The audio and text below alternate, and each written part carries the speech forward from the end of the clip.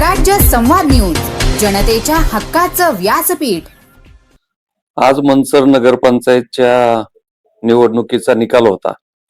त्याची मतमोजणी सकाळी मनसरच्या क्रीडा संकुलात झाली आणि त्या मतमोजणीमध्ये मनसर शहरात आम्ही जे शिवसेना उद्धव बाळासाहेब ठाकरे पक्षाचे 8 उमेदवार आणि राष्ट्रवादी काँग्रेस पक्षाच्या शरदचंद्र पवार गटाचे 4 उमेदवार असे 12 उमेदवार होते आणि नगराध्यक्ष पदासाठी आमच्या रजनीगंधा राजाराम बानकेले या उमेदवार होत्या।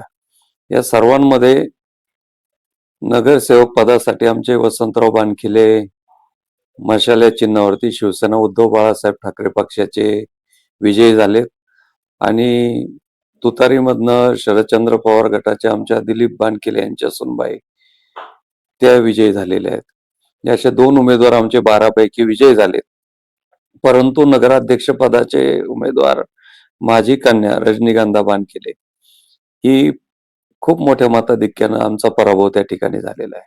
गेल्या 42 वर्षे या मनसर शहरात आणि तालुक्यात परिसरामध्ये मी चांगल्या प्रकारे समाजाची कामं करत आलेलो आहे, परंतु त्या याच्यात आत्ताच्या निवडणुकीमध्ये पाहिलं तर आतापर्यंत झालेल्या निवडणुकांना आत्ताच्या निवडणुका याच्यामध्ये प्रचंड खूप मोठा फरक आपल्याला जाणवतो।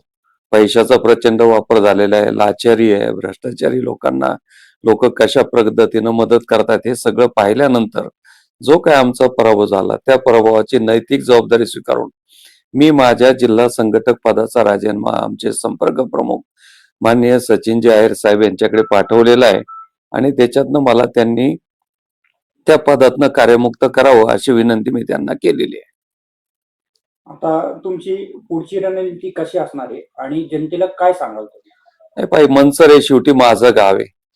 शेवटी आई वडिलांनी मुलाला किती झिडकारलं, किती काय केलं, लोकांनी मला कशी वागणूक दिली आणि कसंही योगदान दिलं, तरी यापूर्वी मला चांगल्या प्रकारे मनसरकरांनी योगदान दिलेलं आहे। ठीक आहे, एखाद्या वेळेला माझ्याकडनं काही चुका झाल्या असतील त्याची मला शिक्षा मनसरकरांनी दिली असेल किंवा कुठेतरी पैशाला काही प्रमाणामध्ये भूलथापांना बळी पडून तो प्रकार झाला असेल, पण यापुढे देखील मनसरकरांच्या सेवेमध्ये मी सदैव तत्पर राहील। माझं समाजकार्य, माझं गोरगरिबांची सेवा यापुढे देखील मी अशाच प्रकारे करत राहील आणि ज्या मतदारांनी प्रामाणिकपणानं माझा अर्धा कप चहा न पिता सुद्धा मला मतदान केलेलं आहे आणि ज्या लोकांनी मतदान केलं नाही अशा सर्वांचाच मी आपल्या माध्यमातून त्यांचे मनापासून आभार मानतो, त्यांना धन्यवाद देतो आणि पुढील काळात मी माझं समाजसेवेचं व्रत असंच कायम चालू ठेवणार आहे।